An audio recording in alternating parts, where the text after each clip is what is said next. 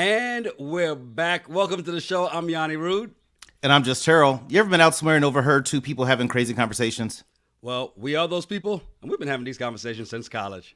Yep, it's the Regular Guys Random Thoughts podcast, Married at First Sight, Season 16, Nashville recap. Be sure to like, subscribe, rate, and please leave a review. Indeed. And, thank you to everybody who already checked out our the first time we've ever done this for any of the seasons that we've done. We started, season 13, right? We did 13, 14, 15. Here we are, 16, and we did the matchmaking recap. So thank you to everybody who actually watched that one, and especially thank you to our guest who was there, because we had the exclusive with Chris from season 12. Interesting thing about this was this is the first podcast he has done since his season ended. It was, and it's funny when you told me that you'd met him, and then you're like, "Hey, he's going to do the podcast." I was like, "He's never done one before? Are you sure? Are you sure?" I said, "If he's going to do it, then I'll come down. I'll fly down to Atlanta." And I was like, "Are you sure? I'm about to buy the ticket." Stop. First of all, it's fly up to Atlanta. Texas is down. Texas is the down part of the U.S. Well, as a Saints fan, I look at flying to Atlanta as down because I hate the city. All those Falcon shirts I saw in the airport, I'm just like, you bastards. Just can't stand you. Hey, well, look, it was fun having you in the city, man. It was great. And, definitely, I will say this. One of the things I had to tell Chris was like, hey, you're the reason my wife stopped watching the show. So, of course, he was asking. I told him that before then, right? And so he asked me even before we did it, like, hey, so what'd your wife say when you said you're going to do it? I'm like, what's she going to say? I mean, she's going to watch it anyway. And he's like, you think so? I'm like, trust me, she'll watch it. So, of course, he asked, what did she think? And she watched it, and she's like, good interview. Glad he's working on his ish, LOL. Like I said in my comment, he seems genuine, so good for him. So, I thought it was good. I didn't know what to expect because I guess he's the reason we started doing Married at First Sight on this show, and I had no idea. I never even watched it, and people were like, you should watch it. So once he said he would do it over the Christmas break, I watched season 12 and saw that. I'm just like, I can see, but I can say this. I walked away from the experience of meeting the man, and I think a lot of viewers, including us, we're quick to judge people based on what we see on this show. And meeting him helped me realize that, hey, these people are human beings, and we're only seeing snippets of what the producers want us to see. We can't just surmise this whole person's character based on this. But as I said that to myself flying home, the second thought that I had was, I didn't ask you to do this show.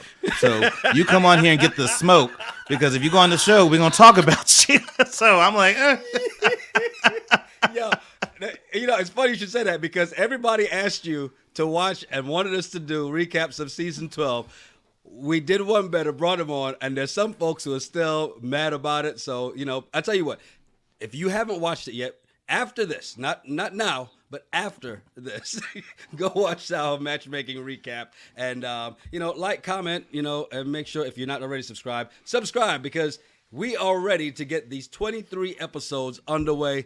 Terrell, you excited? You ready? I'm not. I mean, even all day today, I'm just like, shit, I got to go home and I got to watch. But I did something smart this time. I timed it out. I'm like, don't pour your first whiskey until 45 minutes left in the episode. That way I can still be the lovable guy that everybody knows and loves, instead of that one guy that one time. That's the one everybody likes. And I'm drinking. I don't know what you're talking about, but okay. I'm drinking the dark liquor this time, so I'm like, all right, let's do this. All right, well, let's get it going, man. We've got folks ready to see as we get ready for season 16. Here it is, episode 1. Now that we've been through this a number of times. Well, me, this is 16th time for you. This is what, fourth time. Time. Yeah. So now you kind of know what's happening here. Look, just like I said before we even get to this, I got to show you this. Miss Frazier says we like you drunk. I do, but I'm trying to be a little reformed. I'm not going to say I'm a Christian. I'm just trying to do better in 2023. I'm just saying, God is good. God is great. Thank you for the food that's on my plate. All right, first up on the plate. Let's get to these couples, man. Chris and Nicole. One of the first things I noticed on this episode is that, Chris hasn't done it in a while, and Nicole is willing to teach her man. They may be the perfect match. Well, the first night, and then you got to see what happens after that. Once you get it out of your system, you know how that was back in your 20s. It's like, ooh, I really like her. And then as soon as it happened, you're like, she all right. So who knows? Who knows what will happen? I think, watching them, and I said this on the matchmaking episode, that I got to see more interaction with them. But one thing about Nicole that I didn't like today is I don't like women that call themselves a bitch or I'm a bad bitch. Right. I just don't like that energy from a person because it's almost like she saying may go FBI on you. Exactly. I made that note. I'm like, okay, you're gonna go, full-blooded Italian on me, and I think Chris is too nice for that. But I just don't find that attractive. Women are like, yeah, I'm a bad bitch, and I'm the type of bitch that does this. I just don't like women that do that. Not to say that they're wrong. I just wouldn't date somebody like that. But I'm a dog lover, but I thought the puppet theater for the dog that's even too much for me. Really? Yes, that's too much for me. I wouldn't be like, I'm not gonna play with dog toys and then to see which one that the dog likes. Because to me, the dog is like, would you stop and just give it to me and just bait? I don't think the dog is like, oh, that one had a really good story, so I'm gonna play with that one. I just think that's weird. But people and their fur babies, I get it, but that's a little bit too much for me. It's definitely she's a lot. I mean, because think for instance, she's willing to teach him. I think that's great, but her patience would run thin, and then he'd get scared because he is that nice guy. Now, here's the thing: they're playing up this "he's a nice guy" thing way too much for me. Okay, so something tells me somewhere in the season he's gonna snap. Okay, we know he's gonna say pineapple. We know that because she's. That girl could talk. But the fact is, his friends, the experts, him, they're all like the nice guy. Now, he's also like to say the nice guy finishes last. But this time, the nice guy's going to finish first.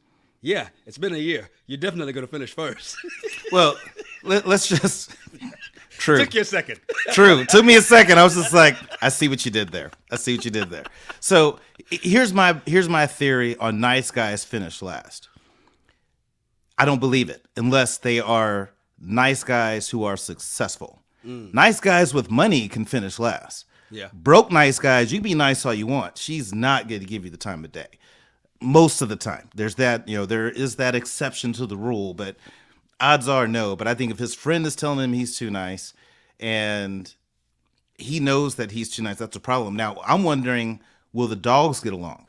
Are we going to have a Justin and Alexis situation with the dogs? Because his dogs look like they're cute and fluffy, but they're big. They don't take no shit. Okay, let's be honest here.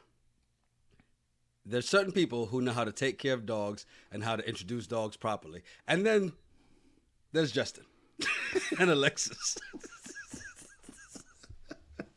I'm just saying. You take out of it what you want. I'm just saying. I think they'll be fine. Those dogs are gonna get along. They're not gonna have another. Peter's probably called it Married at First Sight. Said, "Look, do not allow this to happen again."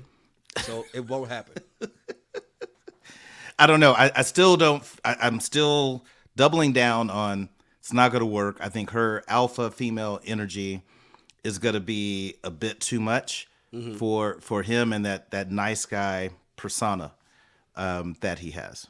I respect him, and I like his attitude, and I like how he respects and treats women. I think that's great. Yeah. But you got to have a little bit of edge sometimes, and I just don't think he's going to have enough for her. I think he's going to get tired of her talking after a while, and that's going to take that nice guy out, and he's going to snap. Adrienne says it's going to be a 50-50 chance. I think it's more. I'm giving a 90% chance of him snapping because she talks too damn much. If you know that you're annoying enough that you got to give somebody a safe word to tell you when you need to go take a break, you're the problem. It's not Nashville. It's not New York. It's you. Hey, coming up, we got Airris Jasmine, Clint Gina, Shaquille, and Kirsten. But next up, this couple right here, boy. Mackinley and Domynique. You know, I will always say this, that I think Domynique is gorgeous. I really do think she is. But I had this question when she was talking. I think it's great that she has this close relationship with her mom. But, you know, if you were in your early 30s and single, how do you feel about a woman that talks to their mom that much? Like 3-4 times a day. And I'm not saying you shouldn't talk to your mom. I just find it just interesting. And I'm wondering, is it because she's young? Is she 25? You know, at 48, I've never dated somebody in their 40s that talks to their mom that much. And so I'm wondering, is that too much? Or is it just like, okay, they just have a really close relationship and that's it? I think it's just a close relationship because I think, especially in the 25, and, you know, she's not this homegrown, stay-at-home, quiet 25. She's a wild child, okay? Even her friends were like, oh, no, you've done worse things with a stranger than get married. Her friends, who are very bold and confident, were also very honest in what they were saying and put her business out there. So I think it's really and truly just that her and her mom have a close relationship. And there's nothing wrong with that, man. I mean, there's certain things... At least we'll have to see more to know if there's an issue there. But I think, yeah, exactly. It's like I am Nessa Four says, you know, mom's the homie. And I think that's what it is with this relationship. You just never met anybody who was that cool with their mom because their moms used to beat them. How did Chris say? Black mamas. Well, I'm curious to hear more about her dating history to see why no one commits to her. You know, if her picker is that bad and all these people have been bad. I mean, you've heard the saying before, the common denominator is you. Right. So I'm curious to know more about her and either her experiences in her previous dating relationships or how she interacts with Mac. But with Mac, I'm like, wait a minute. You moved from Flint, Michigan to Nashville, Tennessee to find love. You had your own cannabis business, and then you moved to, and I'm curious what the cannabis business is, because is weed legal in Michigan? Medically, I think. But the thing about it, he's always talking about his cannabis business, right? He Yes. never says exactly what it is. I'm just trying to figure out, is he white boy, Rick? Well, he's wiping down that vet. I'm just like, you know, because the cannabis industry, it's a cash business. And so there's a lot of unreported dollars in that industry, which anybody in it, I mean, that's awesome. But I just want to hear more about what he did, but also curious to know more about why, out of all the places that you could have went, you're in Flint, Michigan, and you say, you know what, I'm going to go to Nashville, Tennessee to find love. And while you're there, you're living with some folks. Yes. Because I always think that's odd if you're in your 30s and you're living with somebody. He's running from something. I'm just curious. There's a story. I'm just saying. There's a story there. Now, did you hear about his breakup? Because I wonder that dump. He got dumped pretty badly. Was that why he moved to Nashville? Yes. Is that why, like, you know, I got to get out of this town and do a fresh start, which is a good reason. But I'm wondering, is he over it? Because I couldn't imagine being that madly in love with somebody and then you get dumped via text message of a picture of you with a ring on your finger. Yeah. You know what I mean? Like, and I've been dumped before via text. The shit sucks, but I couldn't imagine someone saying, hey, look at this. No, I'm getting married. She was ruthless. Yeah. She was ruthless. There's no doubt about that. But, you know, one of the things I did notice is that Domynique really wants to marry her girlfriend. She's like, she needs to have a girls' night out. She needs to do this kind of stuff. She's obviously loves about hanging out. And people are saying, like Miss Tillman right here, 79, says 25 is too young. I said that in the matchmaking recap. She's too young. That's why they're not going to make it. She's too young. She's too young for Married at First Sight. 25 is not too young. I lived in the Midwest, and people when they walk the stage at college, the next weekend they're getting married. Okay, you know, and so you got to specify which Midwest, because Michigan's in the Midwest. Michigan's kind of a shithole Midwest. It's totally different. I'm talking about like Kansas Midwest, Nebraska Midwest, good, wholesome Christian people. We ain't gonna say what you really mean, but okay, we're gonna just leave it as that. I'm just saying. I think 25 is too young for Married at First Sight, but she claims she's an old soul, and I feel like I get where she's coming from about the GNO. A girls' night out, there's nothing wrong with that. You should have that. And she's more talking about, bachelorette parties, birthdays, and all that. She's not like Alexis, where every Friday or Saturday night, I want to go to the club for a couple hours to hang with my friends. Well, and when we get to the bachelorette and bachelor parties, we'll talk more about that, especially with her and her 25-year-old ways. And I hate to keep bringing the age up, but, I mean, it's pretty obvious that that's part of the problem. Next up, Airris and Jasmine. Now, Airris' family is hilarious. And her aunt was fired. So Jasmine's aunt was fired, but let's start with Airris first, right? We're going to give Airris a little bit, because this is the first and last time he's going to be first in this relationship, okay? Let's be real. Now, his cousin wouldn't, unless she's like, oh, they found you somebody? You must have been the last person that they found somebody for. They did not stop.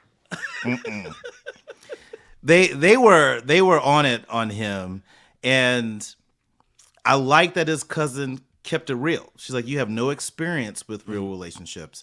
And I would love to hear more about the relationship that he was in, where he was vulnerable and got hurt and it didn't work out.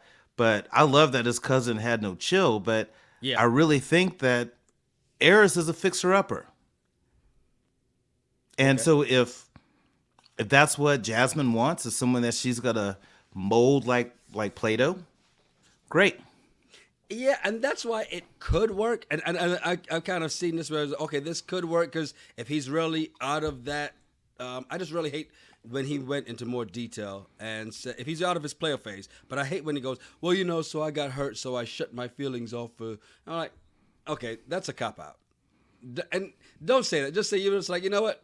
I ain't down for it. I'm just here to hit it and quit it, and that's what I did for the next 10 years.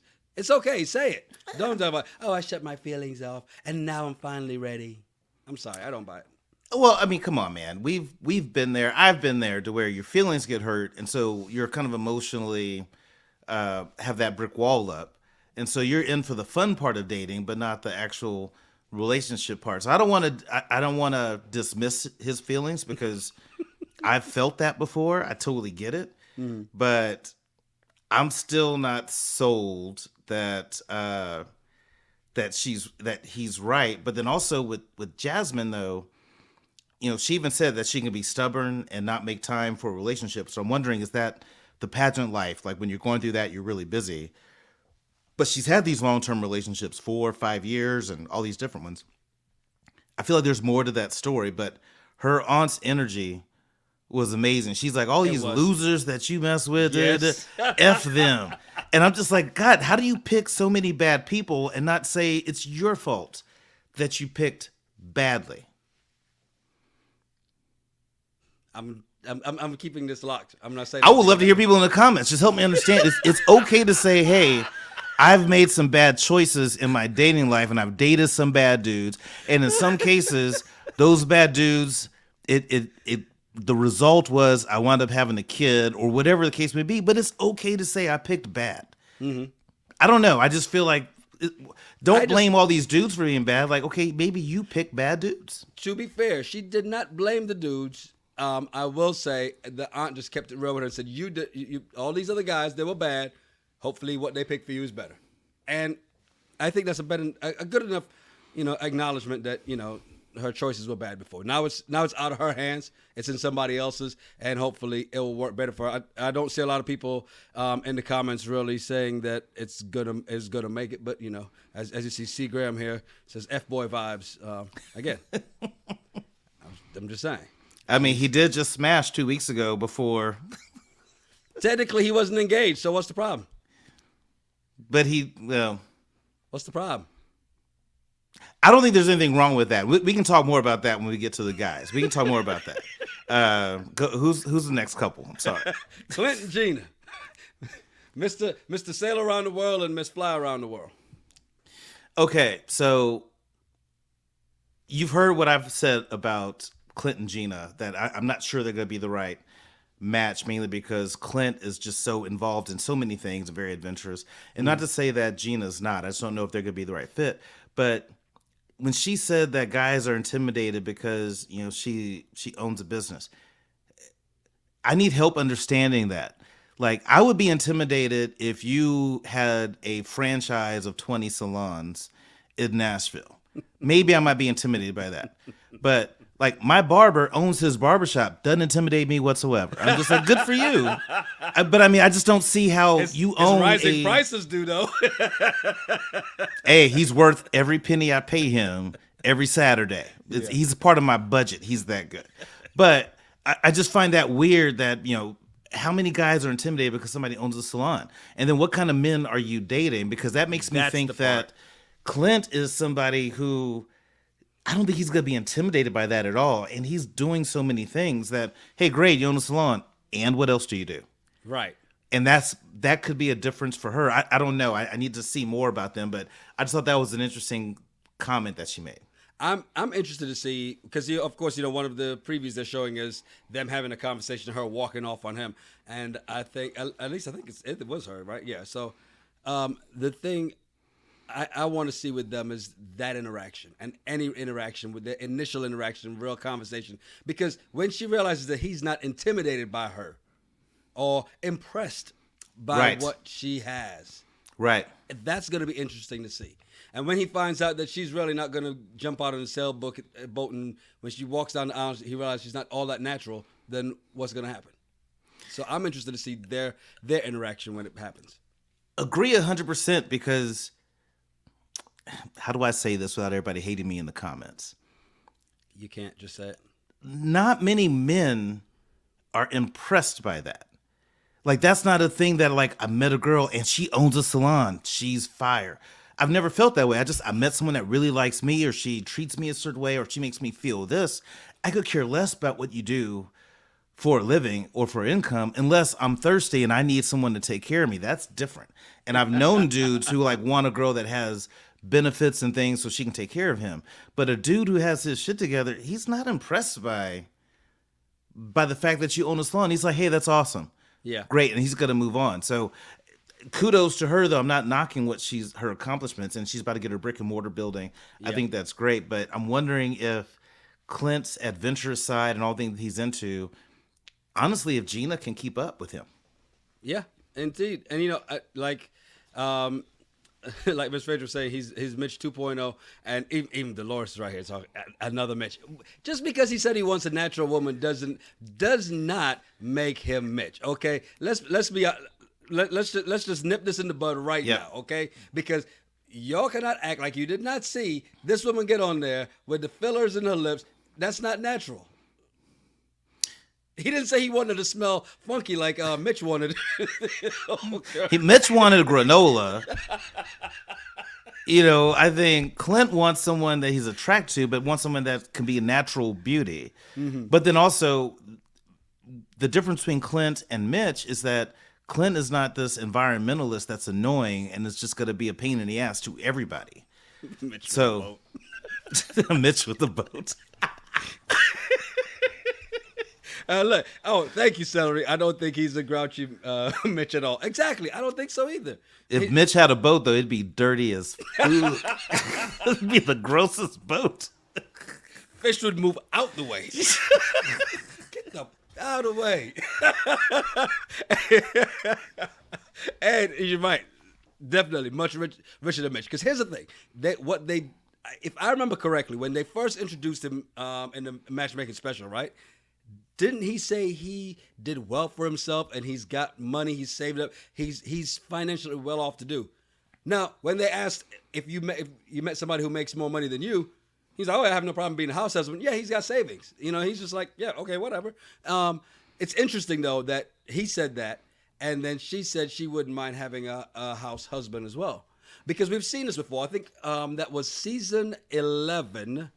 What was the couple? It was the doctor and the artsy guy, right? Mm-hmm. And that actually kind of, it worked out for a while. Then they moved to Richmond, and I think they finally got a divorce. But yeah, out of New Orleans. But that's what they wanted. He didn't mind being, because he wanted to pursue his art, and she was a doctor. She's like, look, I don't mind. I'm going to make the money anyway.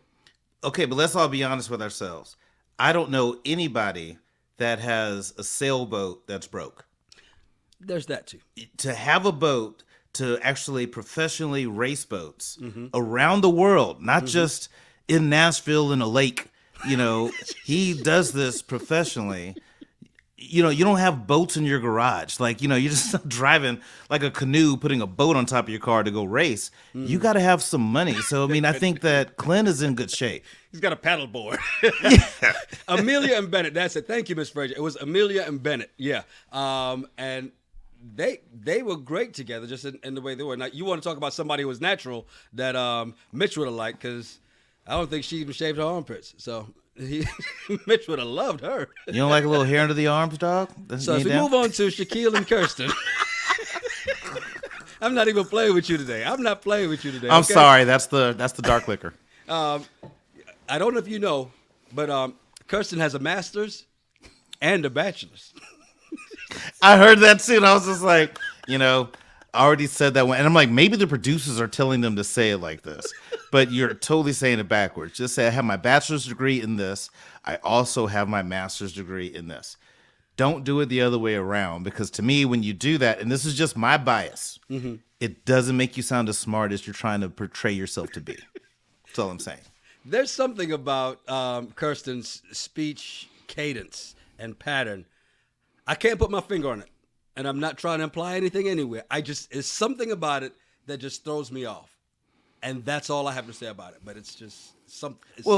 My thing is this. You can go into real estate without a degree, without a GED. You can go to real estate. I don't understand people that get all that education and then use that to go into real estate. Yeah. You could do both. So I just thought it was interesting. But, kudos to her. I think that she's going to be great. But what I thought was interesting about her was how she kept talking about how picky she is.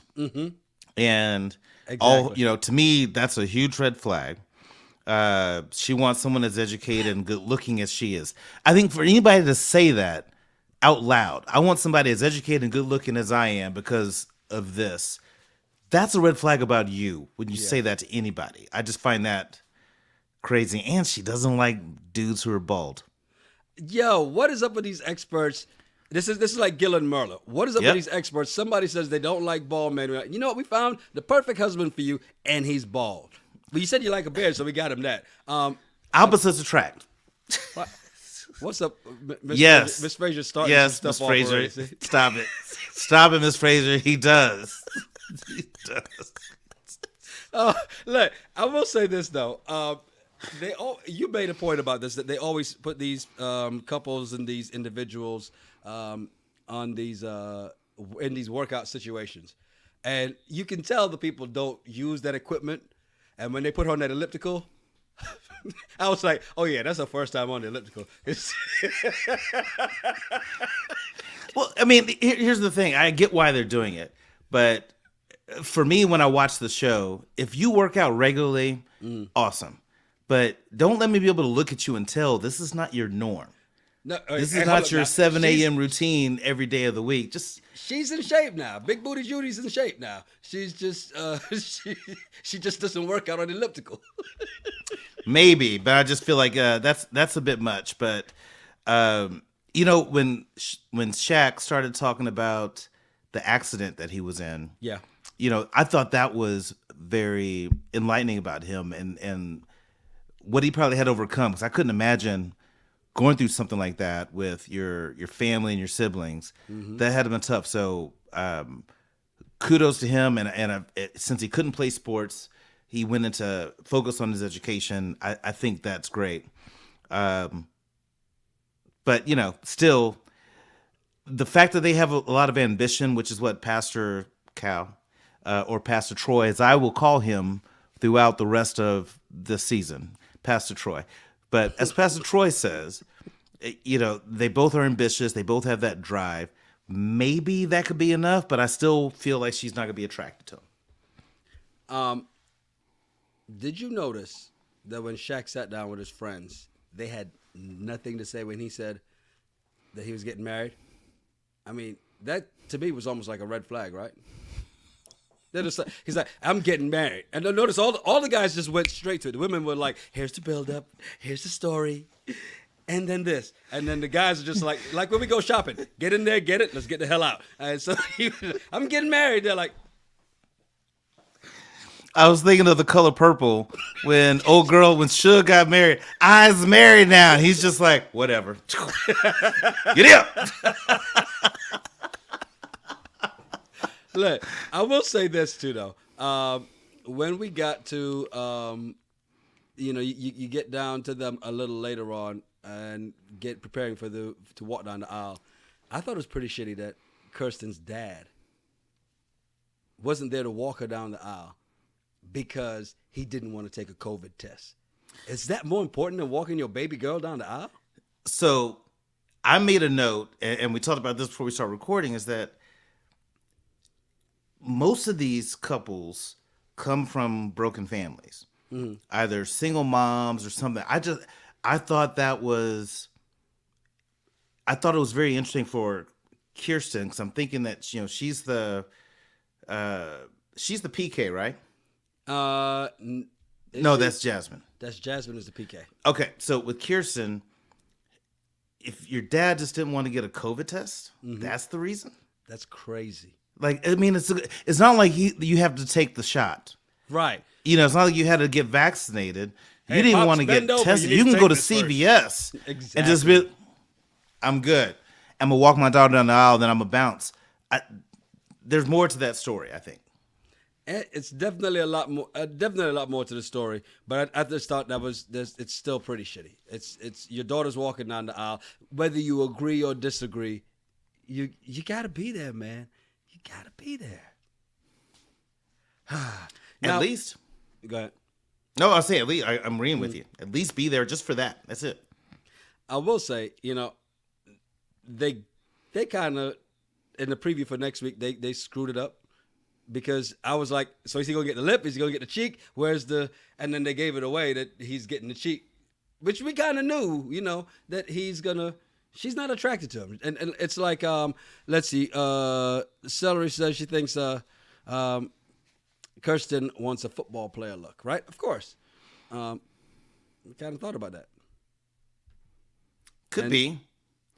So what'd you think of the guys hanging out and the ladies hanging out? Because I made some notes from that I thought was pretty funny. I laughed at Airris when he said Clint looks like the brownie dude. I'm the brawny dude. Because like you look like an outdoorsy type. The full beard. And, the minute he said it, I go, you know what? Put him in the red and black lumberjack. You're right. Exactly. Put him in that. Totally right. Chris was saying that he wants somebody that's very athletic. Mm-hmm. Now, let's keep in mind, Chris is not uber athletic. Right. Chris might be active, but he's not athletic. Mm-hmm. But he wants somebody like that. And Nicole is beautiful, but she's not athletic. Okay. Hold up. She was. Continue. She was when? Like 2010? Before the pandemic, man. Everybody was athletic before the pandemic. I don't know. I mean, she looked like she's still rocking the COVID-19. Sorry. But she's still beautiful. I mean, I like thick women too. But I don't think she's athletic as what Chris is talking about. But and then Clint wants her to have a hunger and a thirst for life. Do you feel Gina has a hunger and a thirst for life? Okay, so Gina, it depends on, I don't think the same hunger and thirst that he's thinking.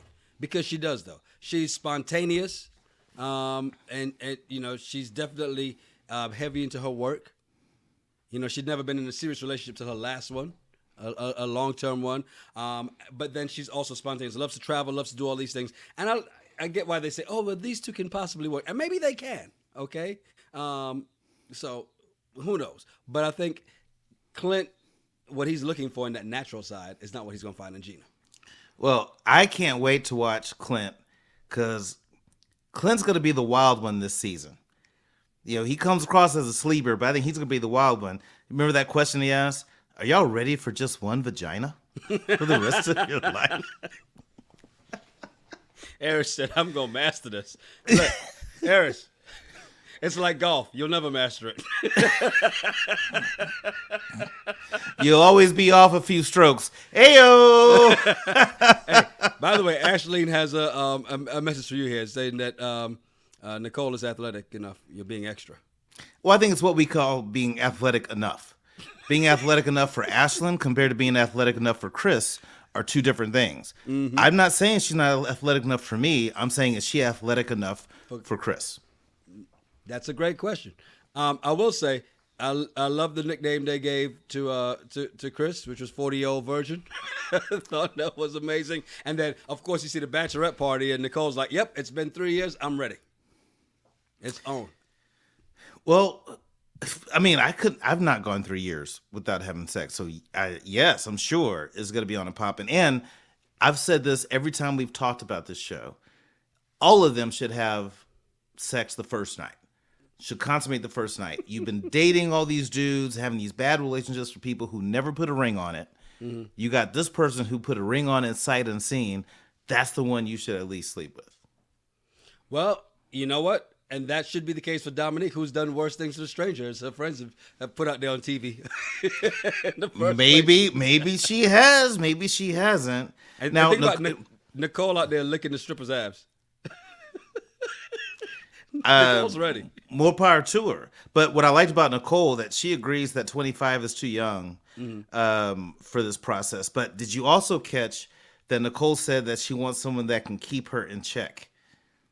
I don't think Chris can do that. He can't. Until he has to say pineapple about 5 times in the same conversation. Pine the F apples. Pineapple AF. Like it's not just gonna be pineapple, it's gonna have something else. Damn, pineapple. I think he's gonna, at some point in this season, we're gonna see him just crack. It's going to be over. He's going to explode. I can't wait for that episode. He's going to flip the table. Yeah. He's going to be all happy-go-lucky for the first couple of weeks, and then he's going to, yeah. It's going to happen. We know it. There's going to be a flip. Now, I made a note of this because I thought this was just a weird thing to hear because it's something I wouldn't want. Kirsten said, a wife needs to be at home cooking and rubbing a man's feet. And I get it. They're in the South. It's Nashville. But I don't even want somebody that's going to do that. Like, that's just not something that I look for in a partner, that I want to come home and you're going to be at home, you're going to be cooking, and then after we eat, you're going to rub my feet. Who wants that? But, like, that's her mindset, which is, here's what's very interesting about marriage and what I'm seeing on these shows and people I talk to. Everybody has a different view of what marriage is. Yes. Now, I was about to say that's the thing. Exactly. Right? For Kirsten, marriage is, I'm going to be at home in the kitchen cooking and I'm going to rub my man's crusty feet. That's great if you find a man that wants that. If I met a woman who, like, that's her goal, well, Terrell, I just want to love you and cook for you and rub your feet, 3 days tops. I'd be like, this is awesome for about 3 days. And after that, I'm like, no. Okay. Now, she's about to marry Shaq. You think she's going to cook for him and rub his feet? He doesn't like to wear socks. So I don't know if she's going to rub his feet, because that could be a little bit interesting. No, but she's not going to rub his feet because she's not attracted to him. I think his feet are going to be smoother than hers. So he may need to rub her feet.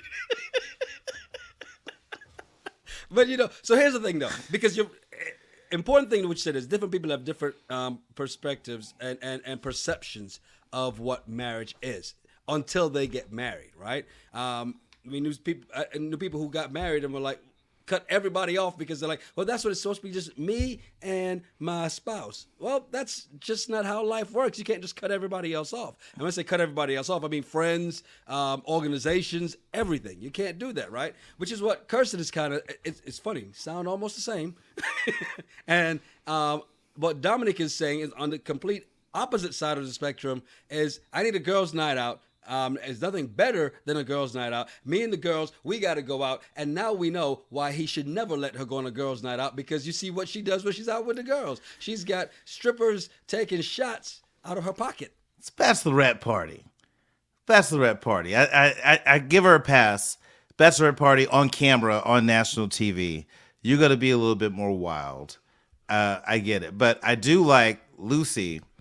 I'll be in the kitchen cooking, and he'll be rubbing my feet. Yes, to me, that makes sense. That's a partnership.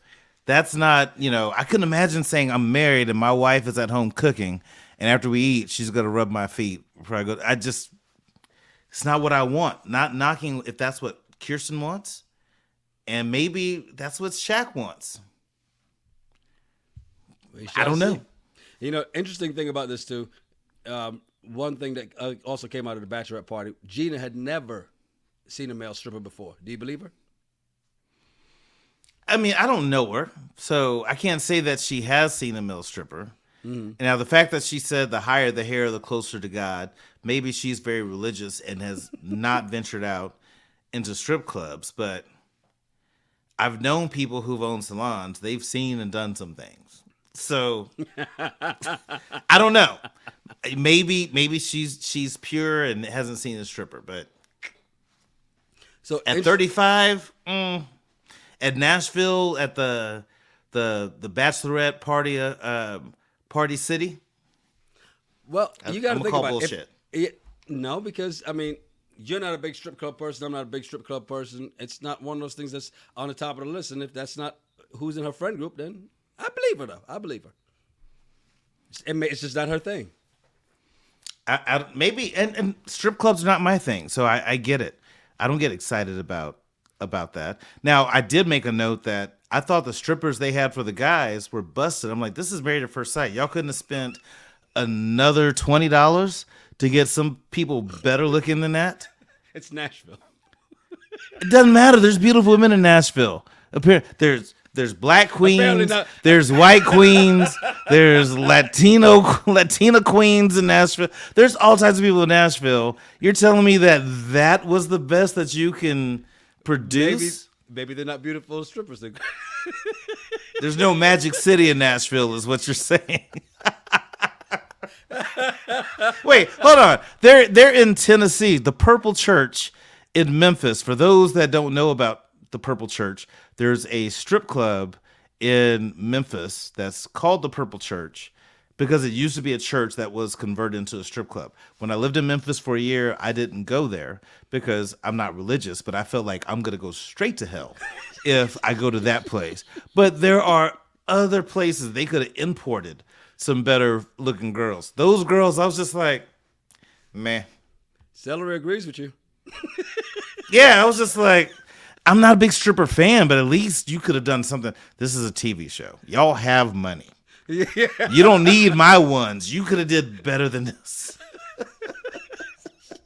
Oh, Lucy's hilarious. The back knee of these strippers was wild. The back knee, goddamn. Y'all are wild today. I'm excited to see the rest of the season, though, because I want to know what happened with Domynique. Wrong answers only. What happens? Why she get kicked out? Why is she leaving with her box? I'm curious about all these, and one thing I will say about this show is they have a habit of making the audience feel one way, and then flipping it. Mm-hmm. Maybe 2 or 3 episodes before the decision day. Mm-hmm. So I'm curious to see if, am I wrong on my take on some of these people? And I hope I am, because let me just preface this. I want all 10 of these people to find love. Mm-hmm. And if it happens, great. But like I said, I'm only one couple as a maybe. And after tonight's episode, I'm like this on those 2 that I said I think would make it.